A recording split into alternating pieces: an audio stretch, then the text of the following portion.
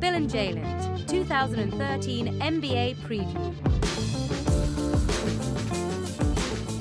There's been a shift in the power seat in the City of Angels, Los Angeles, California.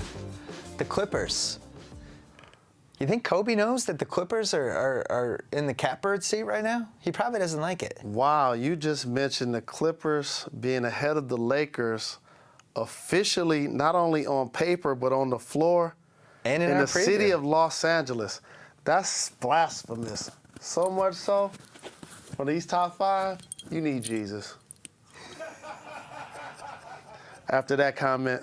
But that's the thing about the Clippers. Every time there's hope, their fans end up getting kicked in the groin. It reminded me, you're not going to believe this, Jalen, but it reminded me of a 1970s TV show that we both love. A show called Good Times. I think that's their fan base mindset. Good times. Anytime you need a payment. Good times. Now, every third episode of Good Times, James would get a job, or something good would happen for James, and he would react like it was definitely going to happen before he was positive it was going to happen. And here's an example. Oh, look. James, you got on your going to funeral suit. Why not? Today I'm burying poverty. You know, when you go for a job that pays $4 1/4, baby, you dress up. Hot damn high is up. See, he's too excited. Come on, James. And for those true Good Time fans, you know Florida always rocked red or pink. Right. And Florida was David Ortiz's mom. A lot of people don't realize. I didn't realize that No, either. she's not. She looks like him, though. And look here, since I'm gonna be making a white man sorry, let's do something real white. Let's drink champagne. Yeah! What do I use for money for this orgy? I'll take it out the rent money. No, don't take it out of the rent money, James. Don't do that. Don't take it out of the rent money. We've been down this road before, James. That's a good one. So James is home, and the Evans family's having a party. See, they think he got the job, Jalen. See, he knows he didn't get the job. Imagine This was, yeah, see, there's the James face of, Florida breaking it down. Where's Thelma? I love me some Thelma. oh, Thelma was great. That one episode where she had on her tights, when she was married to Keith. It's the whole thing, Thelma. You can't marry a dude and then move him into your mom and dad's crib in the projects. So, James comes clean. He didn't get the job. And this is really how every Good Times episode ended. Let's see it. So I missed out. What's the big deal? What would it have meant anyhow? Some more spending money? Fancy clothes? Nah. Nicer place to live? Right. What I need a union job for when I got you and these kids? Huh? You don't? You better believe I don't. But it sure would have been nice. And Jalen, that was the theme of Good Times. You have your family. You have these dreams, they're up there. But odds are that something bad is going to happen. This is probably my favorite show growing up. No and I doubt never about it. understood why I couldn't work out for the Evans family, but that was the whole point of the show. So back to the Clippers. It looks good right now. They're in the James just got a job interview, spend some of the rent money for the party stage. So here's what the Clippers did last summer, and you're going to notice something that's missing. So I see a lot of shooters, Jalen. A lot of shooters. I see a lot of shooters. Oh, they lost the Kardashians. That's a bonus. They lost Caron Butler and Chauncey Billups and Grant Hill, who all looked a combined 200 years old. Really, the only person they lost who was an asset for them last year is Bledsoe coming off the bench. It's going to surprise the world when I tell you the second most important perimeter player for the Clippers. Matt Barnes. Matt Barnes. And we put him in the acquired section just to show what he signed for. Matt Barnes is either the worst businessman who ever lived or needs a new agent. And this is why he's so valuable to their team. He could guard 2s and 3s and sometimes small 4s in certain lineups. He got killed trying to guard Zebo. He can't be guarding Zebo. He's a legitimate power forward. That was Vinny Del Negro. That was a coaching decision. That's why he does what we do now. Matt Barnes, he makes 3s. He plays in transition. He has an edge. And he's tough. And he brings toughness. When you say he has an edge, that's an understatement. He's the guy in this team who will punch you in the face. Other Correct. than Chris Paul, if you mess with this team. Yes. Which you need. So It's you look at that contracts. acquired, and that was a team last year that played Blake Griffin and DeAndre Jordan in crunch time to very limited success in the playoffs. So you figure out they're going to address that. I don't see Byron Mullins. The third best player. Antoine Jameson? My third best player in the NBA is Chris Paul. Yeah, let's look at the rotation. You love Chris Paul. He's the third best player in the league. 2010 player, competitive defensively. He had an NBA steals record Didn't for you think consecutive Tony games. Parker was the best point guard in the league, though? For the playoffs last year, he was. So you thought Tony Parker was the best point guard, but Chris Paul's the third best player. I just trapped you in a Skip Bayless vortex. This is a new season. This is a total A new new season. Good Correct. out. Way to get out, Skip. That's true. But coming into a new season, Chris Paul, third best player in the league, will be this year. Terrific late game. Shooters, J.J. Redick and Dudley for spot-up situations. And to be fair, what they did, they flipped Eric Bledsoe and Karan Butler into J.J. Redick and Jared Dudley, which you would do 100 times out of 100. That was a good deal by their front office. And Jamal Crawford is still going to be in the race for Sixth Man of the Year, whether he starts to come off the bench. Still one of the best one-on-one players in the league. But the definition of this team is inside. And that brings us to Zach Lowe's question. How does the DeAndre and Blake show end? I think it's interesting that he used the verb end, as in it's going to end if this doesn't work out this year. And I think you watch what Doc Rivers has said about DeAndre in the preseason, and he's tried to pump him up. Well, you know he's trying to pump him up when he said he wouldn't trade him for KG, because he'd do that in the New York Minute. Yeah, in a second. And also, this also ties into what the Triangle loves about these guys. The Triangle loves them because Doc Rivers says, I like what DeAndre gives us. He gives us something a lot of the guys in the league can't do. He can block shots, he can run the floor, he can defend, he's talking, he's in the best shape of his career. I went to the games last year. He's in pretty good shape. That wasn't the problem. He's doing a lot of great things for us. They're trying to push this big three motif with Blake, Chris Paul, and DeAndre as the big three of the Clippers. Their big 3.5 is Chris Paul, Blake Griffin, 50-50 for Jamal and Barnes. That's their big three. DeAndre, last 3 years, was basically 8 points, 9 rebounds a game. Can't be in the big three until you average double-double. Cannot shoot free throws to points. save his life. A worse defensive player than I think people realize. Nice at coming from behind and blocking the layup and stuff like that, but like people posted him up and scored on him. So 2 years ago, when the Clippers finished playoff games, it was Kenyon Martin and Reggie Evans. Evans, yeah. Last year was a mix of Barnes, some Lamar Odom, A little DeAndre. and Ryan Hollins. They've been giving him some minutes late. He's still on the team. He is. Good luck to him. They're going to need to find a way to get those three bigs to defend their position, make free throws late, and give you some offense with your back facing. And I think that's the part people are talking about how great Doc Rivers is going to be for this team. And I think the thing that he's really going to help them with is toughness, common sense, pushing certain guys, having the common sense to realize that he's got to go down this DeAndre road. Here goes some common sense. And I love Blake Griffin. He did not jump over a car during All-Star Weekend. When he did that dunk, he clearly has 2 feet on the hood of the car. I was at BC camp. Do you think his feet touched the hood? They were on the hood of the car when he came off the rim. I was at BC camp in Rensselaer, Indiana. I was in the 9th grade, and Sean Kemp pulled the car out on the basketball court and literally jumped over the car. And dunked over the car? Dunked. Blake didn't jump over a car. Well, Doc Rivers is trying to push these guys as big three. We thought we'd look at some big threes. Legend! Bird, McHale, and Parrish, the original big three. Duncan, Ginobili, and Parker. Elgin Baylor, Wilt, and West. You know those guys. You played them. And, we had to work the mogul. Classics. Big three in Detroit can't get any love? Miami dudes. We had a big three. You didn't really have a big We had a Hall of Fame Nah, backcourt. you didn't. It wasn't. Rodman went to the Hall of Fame. So then this happens. Lambeer was an What do you all-star. Stop it. Now this happens. That's on a building near the Grantland offices. You okay with that? Does DeAndre Jordan deserve to be painted on a building? I'm okay with the Clippers spending Here's my money on answer. advertising. No! What? I would have put Doc Rivers. Is what I would have did. That's I'd have your- put Doc in the middle and flanked him with CP and Blake. I know Kirk Goldsberry wants to weigh in. Time for Kirk Goldsberry's graphic. And there's your best player in the league, Chris Paul. Third best player this year. Struggled from the threes last year. Who's getting doubled on the post? Nobody. If you're a perimeter player and you're not playing with guys to get doubled, there won't be any corner threes. You saw with Kevin Durant, who's a knockdown shooter. Right. Didn't have threes in the corner. Now, my question with Doc, and this is something, in the Celtics, you saw a lot of standing around. Everybody blamed Rajon Rondo, that he was doing too much of this, and that's why, and then we'd always get bad shots in the last 5 minutes of a game. I want to know if that was Rondo's fault or Doc Rivers' fault, because it was one of the two. And we're going to see in this Clippers thing, if Chris Paul's just doing this in the last 5 minutes and they're not running people off screens and doing stuff, then maybe Doc isn't as good of an offensive coach as we thought. And let's face it, Chris Paul got Doc Rivers to come to L.A. by pulling a major power play with the Clippers.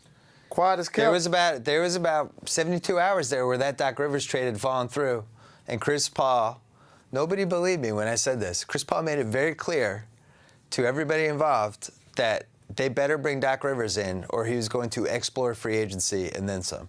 Where's my clock? Like I said, Chris Paul, Carmelo Anthony, Darren Williams, Dwight Howard. All left teams to pursue what Kevin Garnett and LeBron James was able to do. Can that happen now that those moves have been made in Los Angeles? How many times has Chris Paul played in the conference finals? One time. For the Hornets. Oh, they lost in the semis. He was working the Lakers too, though. He gave them like 27 and 12. Carmelo's at least been in the conference finals. He was the best player in the 2009 Nuggets. Wasn't exactly a juggernaut, and they took the Lakers. It was 2-2. They lost the last two games, but that's much closer than Chris Paul ever came. But to your point, Darren Williams has been in the semis and or the finals. Darren Williams played in the conference finals in 2008. And Dwight Howard has played in the NBA finals. 2007. So all of those guys have had different ranges of success. Chris has had the least success. Now it's time to see which one of those guys are going to break through. Sounds like Clairvoyant Bill needs to get involved. Clairvoyant Bill's going to make it quick. You're not going to like this one from Clairvoyant Bill. Jamal Crawford will not be on the Clippers at the end of February. It's over. They're trading him. But hold on. They're trading Jamal Crawford. I got a landing spot for him if they trade him. What is it? Clairvoyant Bill would love to hear. I would love to see Jamal Crawford playing with the Indiana Pacers if he gets moved from the Clippers. I'm just saying. So he makes about, I'm going to say, 6 or 7. That'd be a good fit. Throwing another contract. I think they need one more ball handling the perimeter Granger expiring. Player. I think or maybe a 3-team deal, something like that. I think they need one more creator on the perimeter. The reason that we put the Clippers so high, we have them 5 overall, even though I don't think they're the 5th best team right now. There's no we on this list. I had 0 to do with this list. You don't answer emails. So don't tweet me, text me, email me about the list. This list belongs to Clairvoyant Bill. Maybe he'll answer texts and emails next year. I don't think this Clippers team is the team that we will have in April. Clairvoyant Bill feels like they have a Crawford trade in them, which is going to happen, and probably one buyout February type of veteran big man dude. Somebody we don't even know is could be not Charlie Villanueva, but maybe Emeka Okafor. Maybe the Wizards fall out of the race and they decide to buy out Emeka Okafor in February and whatever, and now he's on the Clippers. These things tend to happen in February, March, April, and we don't see them because it's hard to know who's going to get bought out. And also, this is going to be Doc's first year coaching this group of players, and he's going to figure out who actually is a good fit for his system, and the guys he feels like aren't a good fit, he's obviously going to move them also. Yeah! I think we need to cheer things up. Get the people what they want. The only city to get 2 champagne and campaigns. See, the one thing about coming to L.A. from Detroit and loving to spend time in New York and Miami where you take a nap before you go out is at 1:30 they cut on the lights and take your adult beverage. I'm standing around like, it's 1:30, the lights are on, you're going to take my beverage and then cut the lights back off for another hour? But coming to La La back in the day, mid-90s, all hell, I salute you. Century Club. What was the Century Club? Tell us a little bit more. Those walls could talk. I wish they could. Man, I tell you. I used to go where to is a the spot. Century Club? What part of LA The is it? Century Club is in the Beverly Hills. Okay. I think that's Beverly Hills, right off Pico. Was that the kind of place you would have seen Dr. Jerry Buss back in the day? Yes. That was the kind of place the line be around the corner. And for everybody that's going to hit me and say about the geography and the street, I don't care. That's the whole point of this. This is the barbershop. We don't want to be bothered by facts. I don't have a fax. I don't have a pen and a paper. I don't have a laptop. This is straight off the dome freestyle. Now, one of the things about LA that people really don't realize, not big for the strip club. Los Angeles creates a different type of business card demo. Why dance and get a couple of singles here? Right. Where I can meet John Doe, actor or actress, make millions. The good news is that beautiful people in Los places. Angeles. Yeah, because you have basically half the good-looking women in America are here trying to act or model or do whatever. So being in Lala, going to the Century Club, champagne and campaigning, holiday style. Now it's time for Miami's Vice. The Clippers, I would guess the biggest vice would be Chris Paul, right? I would throw in maybe Doc Rivers as well, the toughness, the experience. He beat LeBron in 2008 and 2010. He's had some wars against Wade. I would think those are their two big advantages here. No real vice besides Chris Paul here for the Miami Heat, and here's why.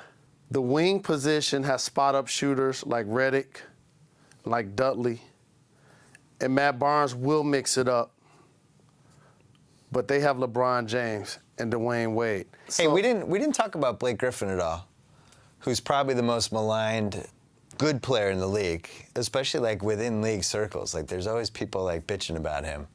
Do you think he is underrated, overrated, or properly rated? I think he's properly rated. He's still a young player. Like to come in this league and be putting up basically 20 and 10 in your fourth, fifth year, you could count on one or two hands the people that have done that. Like it just doesn't happen often. The problem is he plays in this market. He plays with Chris Paul, who's one of the toughest people in the game. Now he has a Doc Rivers who has that toughness pedigree. And people say, wow, when he goes against a Zach Randolph, he doesn't look as physically imposing. But that's why he's Debo. And he does that against everyone. And he's the only guy in the league like him. Correct. And they had the misfortune of 2 years in a row having to play him. That's who he's had to go against. Right. I think he's underrated because I think people spend a little too much time picking them apart. He plays hard every night. This isn't a situation where it's like Derek Coleman where you're like, oh man, if watch you out now, watch out now. All right, we'll argue about DC another time. But Griffin plays hard. I go to the games. He is reckless. He does. And I think he's gotten the short straw with the coaches. He had Mike Dunleavy first, then he had Vinny. I think Doc is going to help him. I also think Doc is going to stick up for him when teams are knocking him down and stuff. He's never had a coach like go out there and fight for him. So for Blake, though, all young players have to evolve. And if he could just consistently make like a 12-foot face-up, a 15-foot knockdown. Without shooting it like this? It'll just open up the driving lanes for him to the point where he can get doubled. The other thing, it's a fundamental. Step to the line, young fella, make your free throws. Oh, hold on. It's going to be a special guest appearance from Clairvoyant Miami Vice Bill. Oh, my God. Oh, my God, we haven't seen this yet. Clairvoyant Miami Vice Bill thinks this is it for Blake Griffin with the Clippers, make or break. He's out. If this season doesn't go well, he's the fall guy, and I think they traded for Kevin Love. That's a great deal. Miami Vice Clairvoyant Bill thinks that that Minnesota would jump at the chance to team up Blake Griffin and Ricky Rubio. Blake Griffin's under contract, just signed his monster contract last year, so he can't go anywhere anyway. Kevin Love coming home to L.A., rebounder, playing with Chris Paul. I think that trade makes sense, but only if this season doesn't go well for them. If you're the Lakers, you can't allow that to happen. You throw your body in front of it. You got to have Pau Gasol in the mix. You have to find a way to be the team that gets Kevin Love back to Los Angeles. You're not getting for Pau Gasol. You got to find a way to get into that mix. Miami Vice Clairvoyant Bill totally disagrees. If they don't get into that mix, it's going to be interesting to see how they're able to rebound and have a good team based on how they trade and or use Pau Gasol going forward. One last thing. Doc and I had a little spat at the draft. You were there. Yeah, I was there. We've since healed. There's been some healing, and we're on good terms now. And I'm happy to hear that. And the great thing about people that follow our movement, they say, Jalen, how come you didn't back up your guy when he went at Doc Rivers? Why you didn't say anything? He's a Celtic fan. That's his squad. I had to let him eat. I had to let him own that, and he did. And you don't like conflict either. It doesn't bother me. It depends on why we're having conflict. Would have been nice if you came in off the top rope just for one elbow for me. But okay, in this, come in with one elbow on him. In this case, look at it like this: I don't have any conflict with him leaving the Celtics. Yeah, but you thought he bailed. He did bail. That's what I should have said. I should have said he bailed. If I had said he bailed and not quit. Quit has a negative connotation. I get that. We talked it out. I wish I had said that he bailed on the Celtics because he bailed, B-A-I-L-E-D, bailed. No doubt. On the Boston Celtics. Did not want to rebuild. You know the sound. And got to the Clippers. Here's the sound. Yeah.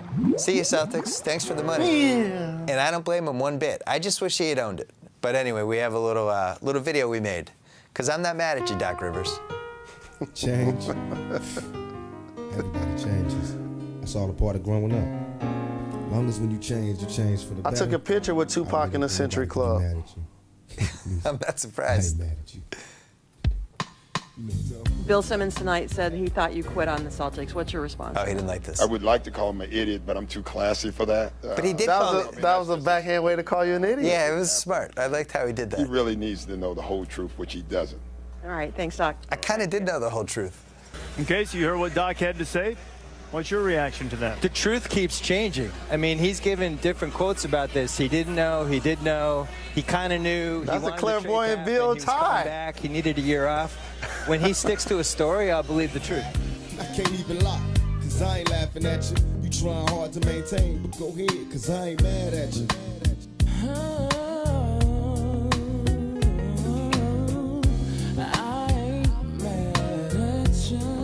I ain't mad at you. I'm not mad at you, Doc Rivers. Good for you.